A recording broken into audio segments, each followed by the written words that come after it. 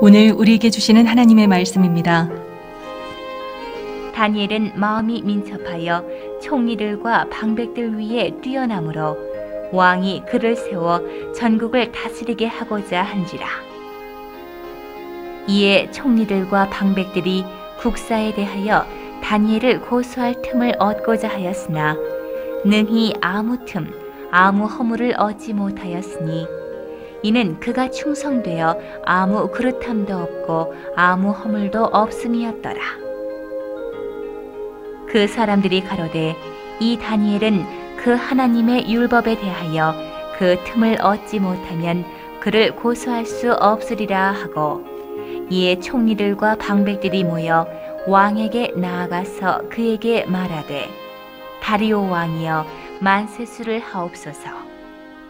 나라의 모든 총리와 수령과 방백과 모사와 관원이 의논하고 왕에게 한 율법을 세우며 한 금령을 정하실 것을 구하려 하였는데, 왕이여 그것은 곧 이제부터 30일 동안에 누구든지 왕 외에 어느 신에게나 사람에게나 무엇을 구하면 사자굴에 던져넣기로 한 것이니이다.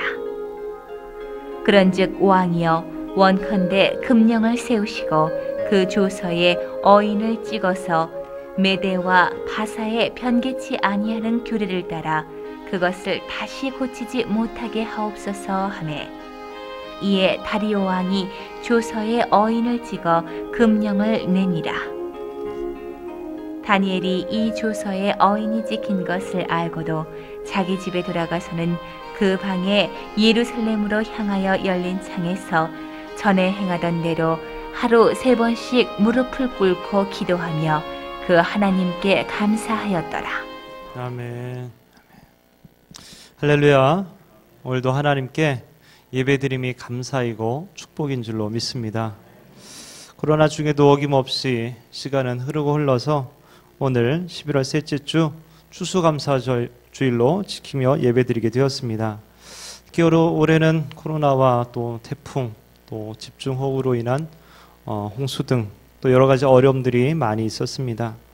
여전히 많은 이들이 어려움을 당하고 또 아직도 회복되지 못한 채 신음하고 있는 이들도 있습니다. 또한 지금도 코로나는 여전히 진행 중에 있습니다. 혹시 오늘날에 하박국 선지자가 있었으면은 혹시 하나님께 뭐라고 따질까 이런 생각도 해보았습니다. 구약 시대 당시에 하박국 선지자는 하나님의 공의로우심에 대한 의문을 품고 하나님께 따진 적이 있었습니다. 하나님, 저는 하나님 원하시는 길로 가고 있잖아요. 그리고 저들은 하나님께 벌받아 마땅한데 왜 저들이 저렇게 잘 삽니까? 불공평하지 않습니까? 하나님, 세상이 거꾸로 가고 있습니다. 쉽게 말하면 도대체 하나님 지금 뭐 하고 계십니까? 좀 더 심하게 말하면 하나님 일 처리 좀 똑바로 해 주십시오. 오늘날의 답답한 마음 가운데 우리는 하나님 언제까지입니까? 하나님 뭐 하고 계십니까? 하나님 지금 잘 다스리고 계신 거 맞습니까? 따지고 싶은 분들이 있을 것입니다. 근데 그렇게 따지던 하박국이 하나님의 뜻을 깨닫고 나서 이렇게 고백을 하죠. 비록 무화과 나무가 무성치 못하며 포도나무에 열매가 없으며 감람나무에 수출이 없으며 밭에 식물이 없으며 우리의 양이 없으며 외양간에 소가 없을지라도 나는 여호와를 인하여 즐거워하며 나의 구원의 하나님을 인하여 기뻐하리로다. 이 말은 하나님 한 분이면 됩니다. 아무것도 없어도 주님이 함께 하시면 됩니다. 그러면 여전히 제가 기뻐하고 여전히 감사하겠습니다 라고 고백하는 것입니다. 이런 고백을 오늘 본문의 다니엘에게서도 느낄 수가 있습니다. 다니엘은 이스라엘에서 바벨론의 포로로 잡혀간 사람입니다. 아마 오늘날 우리보다 훨씬 더 답답하고 힘겨운 삶을 살았을 것 같습니다. 그래도 그 가운데 하나님의 은혜로 바벨론에서 총리가 되게 되죠. 이어서 페르시아 제국이 다스리던 때에 다리오 왕 밑에서도 총리가 됩니다. 당시 다리오 왕은 나라를 120명의 방백으로 세워서 전국을 120개로 나누어 통치하게 했습니다. 그리고 그들 위에 3명의 총리를 세우고 그 중에 한 명이 다니엘인 것이죠. 그런데 다리오 왕이 3명의 총리들 중에 그 중에 다니엘을 가장 으뜸으로 첫 번째로 세우려고 한 것입니다. 근데 현지인들, 이 바벨론 사람들이나 페르시아 사람들이 볼 때에 다니엘은 일단 포로 출신이고 천민이나 마찬가지인데 가장 높은 자리에 올라가려고 하는 것이죠. 그래서 그들은 시기와 질투하게 되고 다니엘을 제거할 기회를 엿보게 된 것입니다. 근데 문제는 다니엘이 하는 그 모든 일에서는 완벽하게 수행했기 때문에 흠을 찾을 수가 없었습니다. 그래서 그들은 다니엘의 신앙을 걸고 넘어지려고 한 것이죠. 30일 동안 왕 외에는 누구에게도 기도할 수 없게 하는 법을 만들었고 이 법을 어기게 되면 사자굴 속에 넣도록 하는 그런 법을 제정하게 됐습니다. 참 말도 안 되는 그런 법을 만들어 놓고 거기에 왕의 도장을 찍어서 이제는 왕도 고칠 수 없도록 그렇게 만들었습니다. 그것은 바로 다니엘을 잡기 위한 그런 음모였습니다. 이런 상황에서 다니엘이 어떻게 반응합니까?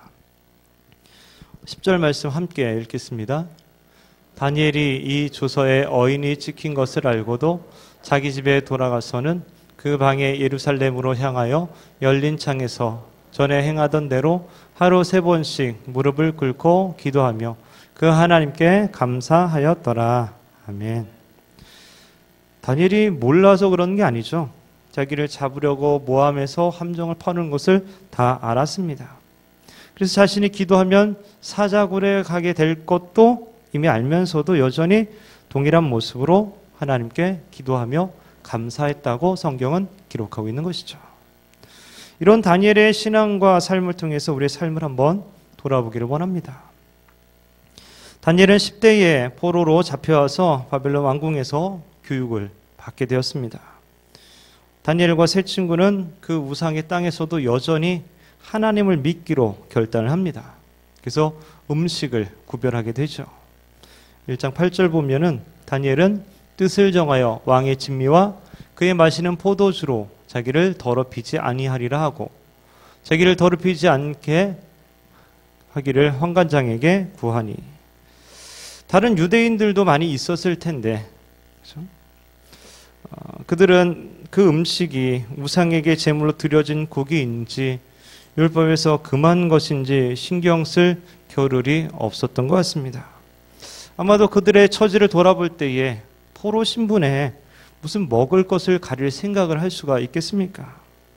그나마 노역에서 벗어나서 왕궁에서 몸이라도 편하게 지내면서 주는 맛있는 진미를 먹을 수 있으니 다행이라고 생각했을 것 같습니다. 더구나 이곳에서 잘하면 출세할 수도 있기 때문에 바벨론의 권력자들에게 잘 보이려고 했을 것 같습니다. 그러나 다니엘과 세 친구들은 비록 포로 신분이고 그것이 이방의 땅이고 우상의 땅일지라도 하나님의 백성임을 포기하지 않은 것입니다. 여전히 그 땅에서도 하나님을 바라며 자신을 정결하게 지키려고 결단을 한 것이죠. 이렇게 결단하고 또 그 결단대로 살아가려면 큰 용기가 필요합니다. 12년 동안 혈루병으로 고생하던 여인이 아무도 모르게 예수님의 뒤에 가서 그의 옷자락을 만질 때에 아마 커다란 용기가 필요했을 것입니다. 사람들에게 철저하게 격리되었던 문둥병자가 동네에 있던 예수님을 찾아갈 때 그는 아마 죽을 각오를 했을 것입니다. 주의 부르심에 순종할 때도 역시 결단과 용기가 필요합니다. 하나님께서 노아에게 방주를 만들라고 하실 때나 하나님께서 아브라함을 불러서 본토 친척 아비집을 떠나라고 하실 때 그들은 그 말씀에 순종하기 위해서 커다란 결단을 했을 것입니다. 예수님께서 죽은 나사로의 무덤 앞에서 마르다에게 무덤 앞에 있는 돌을 굴리라고 했을 때나 베드로에게 고기 잡던 배와 그물과 가족들을 버려두고 나를 따르라고 하셨을 때에 그들 역시 그 말씀에 순종하기 위해서 큰 용기가 필요했을 것입니다. 이렇게 우리가 주님께 나아갈 때도 그리고 주님의 부르심에 순종할 때도 커다란 결단과 용기가 필요한 것입니다. 특히 다니엘과 같은 어떤 신앙적인 결단은 세상의 흐름과 반대되기 때문에 더 쉽지 않았을 것입니다. 세상의 흐름에 그냥 휩쓸려 가는 것이 아니라 그 흐름을 거슬러 올라가는 것이죠. 우리 신앙에도 이런 결단이 필요합니다. 용기가 필요합니다. 주님 앞에 내 뜻과 내 생각과 내 계획 등 나의 것을 내려놓으려면 결단이 필요한 것이죠. 이렇게 다니엘이 결단하며 용기를 냈을 때 거기 하나님께서 응답하십니다. 1장 9절에 보면 하나님이 다니엘로 환관장에게 은혜와 긍휼을 얻게 하신지라. 이러한 하나님의 응답을 통해서 우리들은 하나님에 대해서 하나님이 어떤 분이신지를 알게 되고 그분을 경험하게 되는 것입니다.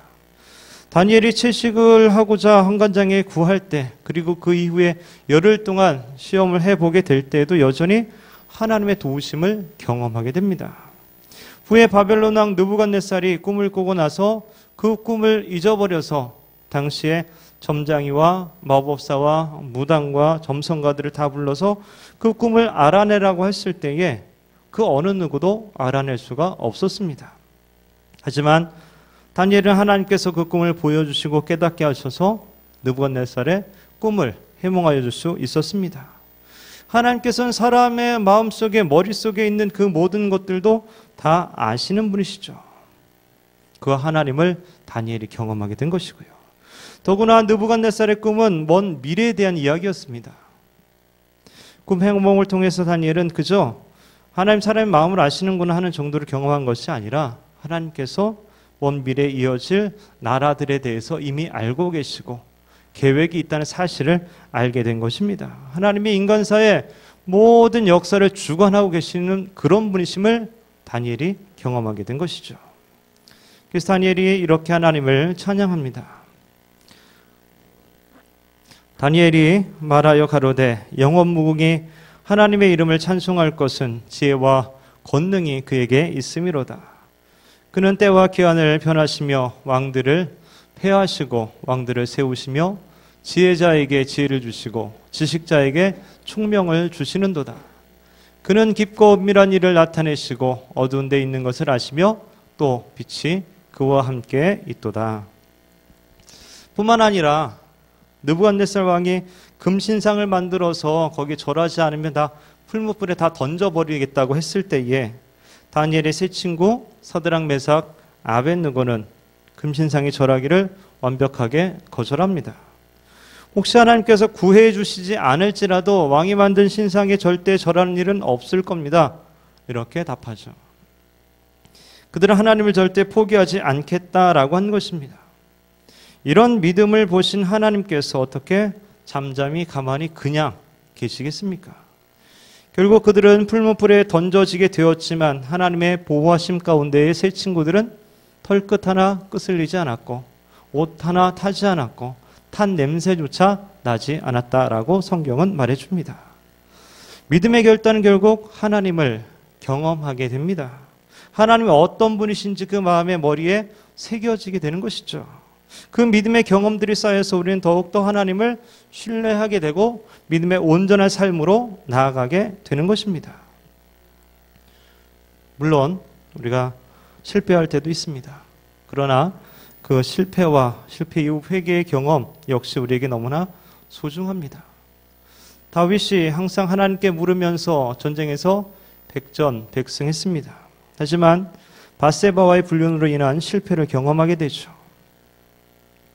뼈아픈 실패와 영적 침체를 경험하게 됩니다. 그리고 회개하며 이렇게 기도하죠. 하나님이여 내 속에 정한 마음을 창조하시고 내 안에 정직한 영을 새롭게 하소서. 11절 12절 함께 읽어보겠습니다. 나를 주 앞에서 쫓아내지 마시며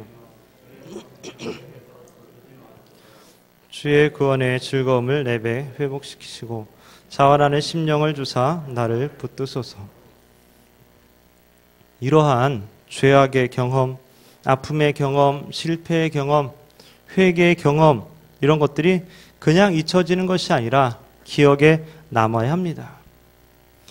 그래서 회개라는 것이 그저 하나님 잘못했어요, 용서해 주세요, 끝 이런 것이 아닙니다. 회개를 통해서 그 죄가 얼마나 심각한 것인지, 그 죄가 얼마나 아픈 것이고 얼마나 하나님을 아프게 만드는 것인지 그것을 깨달아야 하는 것이죠. 그래야만 반복되지 않을 수 있습니다. 마치 어린아이가 뜨거운 것을 이렇게 만져보고서 그 아픔과 고통을 느끼고 그것이 머리에 각인되어서 다시는 뜨거운 것을 만지지 않는 것처럼 말입니다. 그런 아픔을 느끼는 것이 회개라는 것이죠. 그 회개의 경험이 우리를 더욱더 성장하게 만들고 바른 길 가게 만듭니다. 신앙은 경험입니다. 경험을 통해서 하나님을 알게 되고 더 의지하며 신뢰하게 되고 주님을 더욱더 닮아가게 되는 것입니다. 다니엘은 하나님을 많이 경험했죠. 도우신 하나님, 역사를 통치하시는 하나님, 사람의 마음을 아시는 하나님, 불 속에서도 건져주시는 하나님, 사람을 높이기도 하시고 낮추시기도 하는 그런 하나님, 이런 하나님에 대한 경험이 다른 어떤 어려움 앞에서도 다니엘을 담대하게 평안하게 만들어줄 수 있었던 것이죠. 그래서 다니엘은 죽음을 목전에 두고도 여전히 하나님 앞에 무릎을 꿇고 기도할 수 있었던 것입니다. 그 기도의 내용도 원수를 복수해달라, 하나님 억울합니다, 하나님 원망하고 이런 것이 아니라 오히려 감사하는 내용이었다는 겁니다. 이것이 어떻게 가능합니까? 그것은 그가 많은 경험을 통해서 하나님을 알게 됐고 온전히 신뢰했기 때문인 것이죠. 다니엘은 결단을 통해서 하나님을 경험했고 그 경험을 통해서 하나님을 알게 되었고 그분만을 신뢰하게 되었던 것입니다. 그래서 모든 주권이 하나님께 있음을 온전히 믿고 있었던 것입니다. 인간의 생사화복뿐만이 아니라 인류 역사와 나라의 흥망성쇠까지 모두 다 하나님께 달려있음을 믿었던 것입니다. 때론 우리가 그분의 뜻을 다 알지 못해서 힘들 때도 있지만 하나님 여전히 선하신 분이시고 여전히 나를 사랑하시는 분이심을 우리가 믿음으로 기도해야 하는 것이죠. 그래서 빌립보서 4장 6절에 아무것도 염려하지 말고 오직 모든 일에 기도와 간구로 너희 구할 것을 감사함으로 하나님께 아뢰라 하십니다. 감사함으로 기도하는 것은 결국 믿음으로 기도하는 것이죠. 하나님의 선하심을, 하나님의 전능하심을, 하나님 나를 사랑하심을 온전히 신뢰함으로 기도하는 것입니다.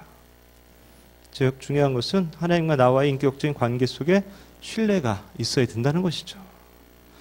예를 들면 이런 겁니다. 누가 어떤 사람 막 욕하고 그 사람 이상하다고 뭐라고 막 해도 난 그 사람 믿어. 이런 경우가 있지 않습니까? 때론 막 이상한 소문이 막 돌고 그 사람이 사기를 쳤네, 난리를 쳤네, 어쩌고 저쩌고 해도 난 그 사람 믿어. 아마 사정이 있을 거야. 이런 경우가 있는데 이것이 어떻게 가능합니까? 그 사람의 존재됨과 그 사람의 인격, 그것을 내가 알고 신뢰하기 때문에 이렇게 말할 수 있는 거 아니겠습니까? 신앙이란 이런 거죠. 내 뜻, 내 계획대로가 되지 아니하실지라도 여전히 그분을 신뢰하는 겁니다. 나에게 닥친 그 어려움 가운데서도 하나님의 뜻과 계획과 하나님의 사정이 있겠지 이렇게 믿고 맡기는 것이죠. 이거 못 믿으면 다니엘이 기도했겠습니까? 감사했겠습니까? 정치적 대적들이 자신을 노리고 있고 함정을 지금 받고 하나님께 기도하면 바로 걸려서 사자굴로 직행해야 되는데 누가 감히 거기서 기도할 수 있겠습니까? 근데 다니엘이 기도합니다. 하나님 온전히 신뢰했기 때문에 감사의 기도가 나오게 되는 것이죠. 나중에 다니엘이 사자굴 속에 던져지고 하나님의 기적적인 도움으로 구원받게 된 장면에서 성경은 이렇게 기록합니다. 왕이 심히 기뻐서 명하여 다니엘을 굴에서 올리라 하매 그들이 다니엘을 굴에서 올린즉 그 몸이 조금도 상하지 아니하였으니 이는 그가 자기 하나님을 의뢰함이었더라. 그가 자기 하나님을 의뢰함이었더라. 그는 이 상황 속에서 하나님을 신뢰했습니다. 그러한 신뢰가 우리를 담대하게, 당당하게, 또 평안하게 붙들어주고 감사의 고백을 할 수 있게 하는 것이죠.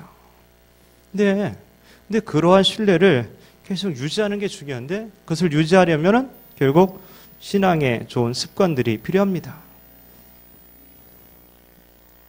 다니엘은 좋은 신앙의 습관이 있었습니다. 이 습관은 삶의 위기에서도 여전히 행하는 아주 강력한 그런 습관이었습니다. 보통 우리가 습관을 가지고 있다라고 하면은 해도 뭔가 이게 삶의 리듬이 막 바뀌거나 또 위기가 닥치면은 못하는 경우들이 있지 않습니까? 뭐 매일 새벽에 성경 읽고 기도한 사람이 여행을 가거나 시차가 바뀌는 뭐 외국에 가거나 뭐 이러면은 습관들이 막 흐트러지는 그런 경우들이 있습니다. 또는 갑자기 가족 중에 누가 아프거나 직장에 힘든 일이 있거나 과중 업무가 있거나 그럼 하지 못하는 경우도 있죠. 시간도 없고 또 마음의 여유도 없고 또 마음도 혼란스럽고. 근데 다니엘은 하루 3번씩 기도하는 습관을 가지고 있었습니다. 삶의 위기를 만났는데도 불구하고 전에 행하던 대로 항상 하던 대로 습관대로 하나님께 기도하고 감사했다라는 것이죠. 동일한 장소와 동일한 방법과 동일한 시간에 여전히 했습니다. 기도하면 직장을 잃는 것뿐만이 아니라 생명이 위협받는 그런 위태로운 상황임에도 불구하고 항상 그 자리에 항상심을 가지고 있었습니다. 자신의 죽음보다 기도를 더 소중히 여긴 것 같습니다. 기도하는 습관에 대해서 타협하지 않고 포기하지 않았습니다. 우리는 쉽게 이렇게 생각할 수 있습니다. 위기가 닥쳤는데 그 위기는 일단 피하고 봐야 되지 않습니까? 위기를 피하기 위해서 30일 동안만 문 꽁꽁 닫고 있으면 되잖아요. 꽁꽁 닫고 기도하고 아니면 그냥 마음속으로 속으로만 무릎 꿇지 않고 그냥 벌리지 않고 소리내지 않고 마음속으로 기도해도 될 텐데 다니엘은 기도의 습관 하나도 흐트러뜨리지 않고 그대로 유지했다는 것이죠. 그 어떤 생명의 위협조차도 하나님과 다니엘의 어떤 친밀한 교제 시간을 빼앗을 수 없었던 것입니다. 어떤 권력도 다니엘의 행복했던 기도 시간을 빼앗을 수 없고 파괴할 수 없었던 것이죠. 코로나가 삶의 리듬을 바꾸고 또 혼란스럽게 하지만 우리는 여전히 하나님 향한 신앙의 습관을 흐트러뜨리면 안 됩니다. 오히려 더 가까이 할 수 있는 기회로 삼아야 합니다.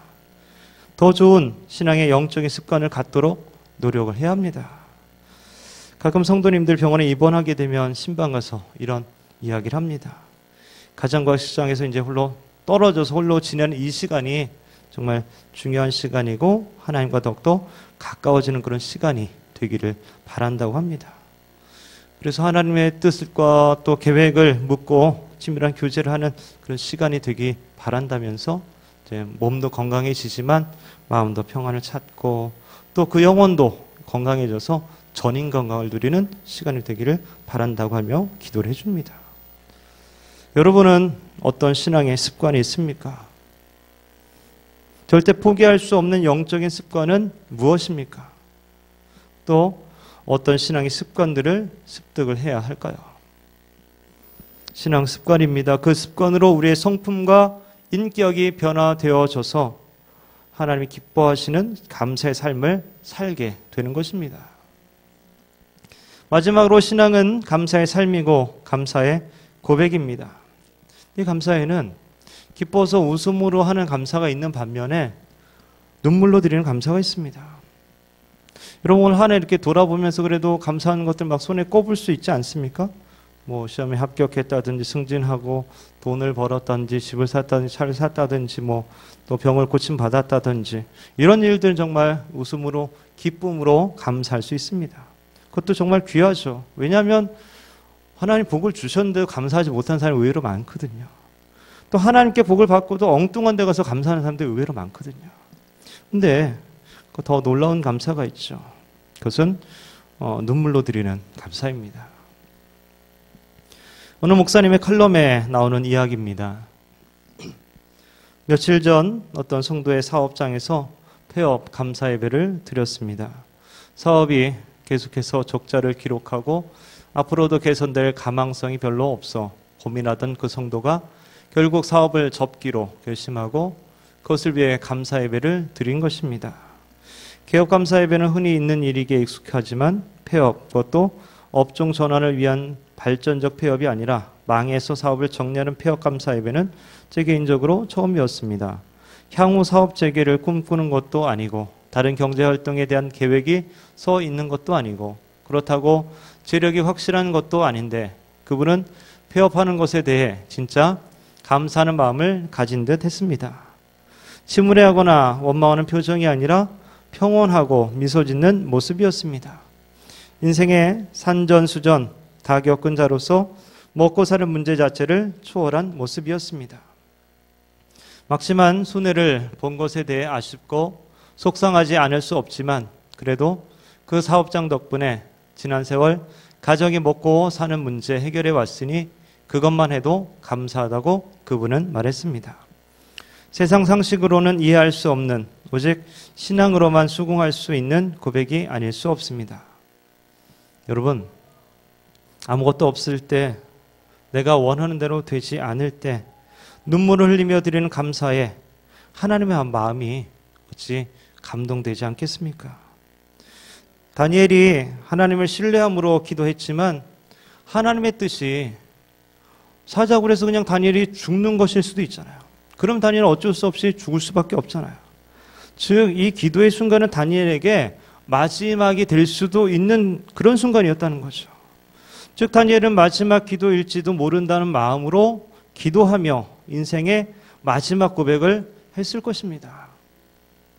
자기 인생을 이 노년에 딱 돌아보니까 하나님이 바벨론의 포로로 인해 되게 오게 했지만은 거기서 왕궁에다가 심어놓고 믿음으로 결단했을 때마다 도와주시고 또 지혜를 주셔서 꿈도 해몽하게 하고 총리가 되게 하셨고 페르시아 제국에서도 총리로 쓰임받으면서 여전히 하나님께서 인도하시고 동행하셨음을 생각할 때 그 인생의 마지막 고백은 감사의 고백 말고 나올 것이 무엇이 있겠습니까?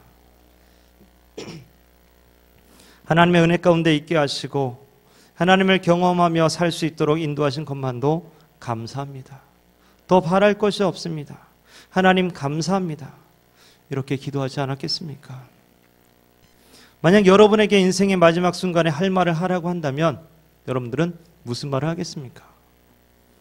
하나님께 드리는 마지막 기도, 마지막 고백이라면 여러분은 무슨 기도를 하겠습니까? 예전에 어느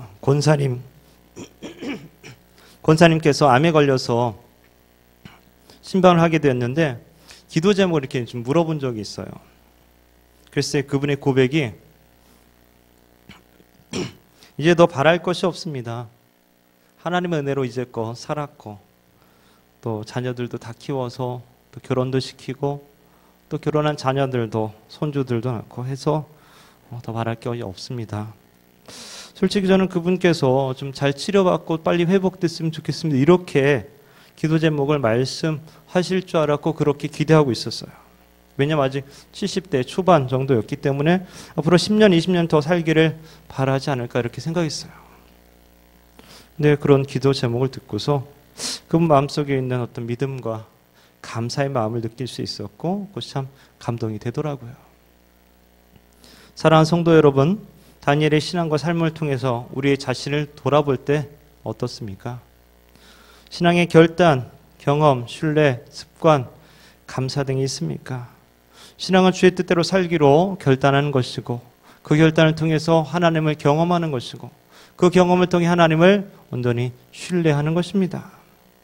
또한 영적인 신앙의 좋은 습관들을 통해서 신뢰가 이어지고 깊어지게 되는 것이며 그래서 결국 우리의 인생의 마지막 고백이 감사로 점철되게 되는 것입니다. 코로나 시대를 보내면서 혹시 마음이 복잡하고 혼란스럽고 영적으로 방황하고 있지는 않습니까? 점점 감사가 사라지고 있지는 않습니까? 다시 한번 신앙을 돌아보면서 하나님 기뻐하시는 신앙의 온전한 삶, 감사의 삶을 사시기를 축원합니다. 마지막으로 요세피나님의 블로그에서 본 글을 함께 나누기를 원합니다. 오늘 아침 밤새 내린 가을비와 바람에 떨어진 국화꽃 송이를 왼손에 담았다. 어느새 내 손에 굳은 살과 잔주름이 빼곡하게 꽉 차 있다. 손가락엔 묵주 반지와 결혼 반지, 쌍가락지가 책임과 의무, 권리의 무게감으로 말해주고 있다.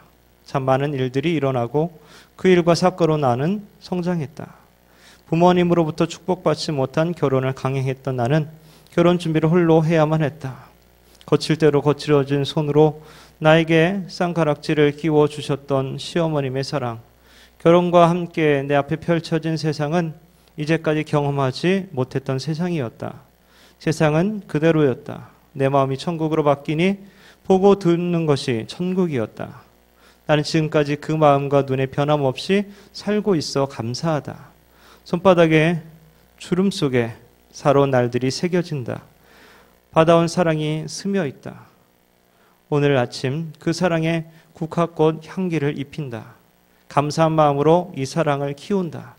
하나님, 감사한 마음에 흐르는 눈물을 오늘은 애써 참지 않으렵니다.